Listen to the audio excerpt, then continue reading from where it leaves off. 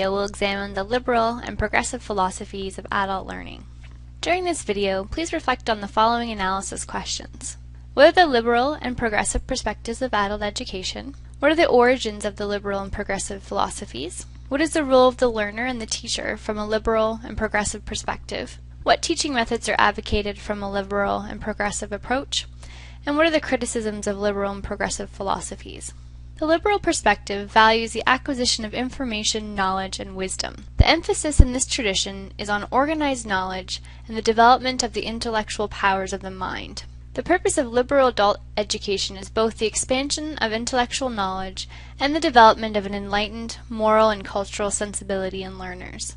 Intellectual education, moral attributes, spiritual guidance, and an aesthetic sense are the four broad aims of a liberal education. The liberal orientation is the oldest and most enduring philosophy of education. It has its historical origins in the philosophical theories of the classical Greek philosophers, such as Socrates, Plato, and Aristotle, and also in the early and medieval Christian theologists such as Augustine and Aquinas, and scholars such as Locke, Kant, and Hegel. It became the prominent educational theory in the Western world and is still a strong force in educational thought today. In this tradition, humans are seen primarily as rational learners who are able to use their powerful minds to reason logically and to absorb new knowledge. They should understand the basics of science and economics and appreciate art, music, literature, and theater. In this view, teachers are wise, knowledgeable experts who guide learners through increasingly complex bodies of knowledge towards subject mastery. The prominent role of the teacher is the transmitter of knowledge, and the learners are a receptacle for this information. Information and knowledge flows in a top-down direction from the teacher to the learner. From the liberal perspective, the lecture method is recognized as an efficient instructional strategy when organized and followed with dialogue. Through dialogue, students clarify the meaning of concepts and can build synthesis of knowledge. This is the classical tradition found in undergraduate liberal arts education today. Liberal education has been criticized for having a class and elitist bias and for not addressing vocational education and life-related subjects. It's also been criticized for not recognizing the unique needs and interests of the learner and for not respecting individuals as self-directed learners. Progressivism broadened the view of adult education beyond intellectual knowledge to include socialization. From this perspective, education is concerned with the transmission of values, attitudes, and skills, in addition to knowledge. Progressivism also expanded adult education by focusing on utilitarian and practical goals and addressing societal needs and concerns. Progressive adult education stresses learning as problem solving, the acquisition of practical skills, and the promotion of social change. It views truth as emerging through empirical or scientific research and human experience, and it emphasizes social reform as a legitimate concern for scholars and philosophers. Progressivism developed towards the end of the 19th century out of the ideas of John Dewey.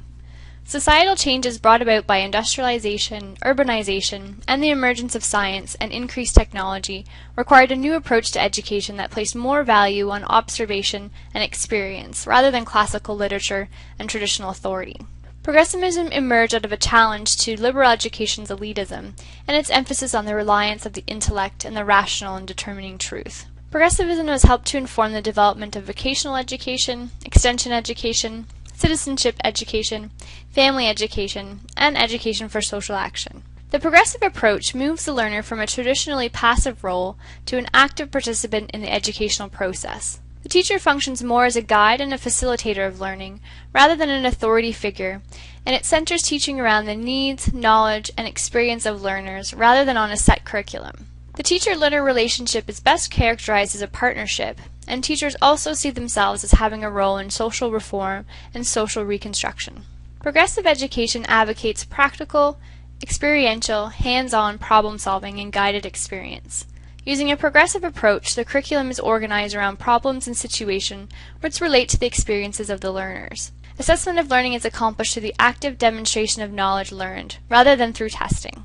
Liberal educators criticize progressive educators for emphasizing science at the expense of the humanities such as history, literature, and the arts. Liberal educators also feel that placing the learner at the center of the process gives insufficient attention to the role of the teacher and to the importance of the subject matter. Progressivism has also been criticized for putting too much influence on the power of education to bring about social change. Please reflect on the following synthesis questions. What is the purpose of adult education from a liberal and progressive perspective? What are the similarities and differences between liberalism and progressivism? Are there elements of these philosophies that resonate with you as an adult educator? And do you agree with the criticisms of the liberal and progressive philosophies?